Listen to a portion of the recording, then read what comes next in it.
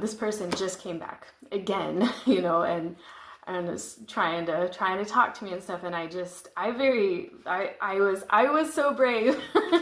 I was a little bit jittery, you know, but I said, he opened up the door and he started to get out of the car. I said, please don't even get out of the car.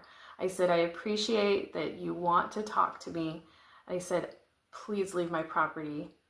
Or I don't want you on my property anymore. Please respect that, or something like that. Anyways, I said it, and that was the first time that I've said it out loud that directly. And, you know, and I don't want to. I hope it doesn't come to that. But if he comes back again, I'm like, well, the next thing I have to do is call the police, you know, because I've already asked and asked and asked and said it clearly in writing and out loud. And, you know, I don't want him here. I don't want to have any interactions with him anymore. And I also have forgiven him. I have experienced forgiveness for this person. And it is one of the most liberating and joyful feelings. And I know it's real. And I also know that what Elder Jeffrey R. Holland says in a talk, I believe it was in 2018, maybe 2017, 18, around in there. Anyways, he talks about, it was called something about reconciliation.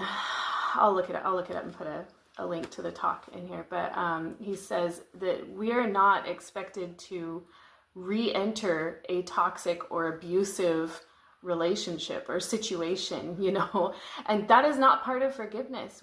That's not expected of us. But I feel like our culture, whether it's in and out of the church, but I feel it inside the Church of Jesus Christ of Latter-day Saints, and it's not a gospel or a doctrinal thing, but I feel a lot of pressure, cultural, social pressure from the people around me to be friends with people who I have tried to set boundaries with, and they just don't respect them. They just walk all over me, you know? And so I pull away from those people when they do that. That's my, you know, a boundary is something that I can't make the other person do or not do anything. All I can do is ask and make it known in a clear way as best I can, in a respectful as a way as I can. And if they don't respect that, then I need to stay away from them. Like that's a lot of times that's my solution. I don't know what else to do. I don't know how else to handle it.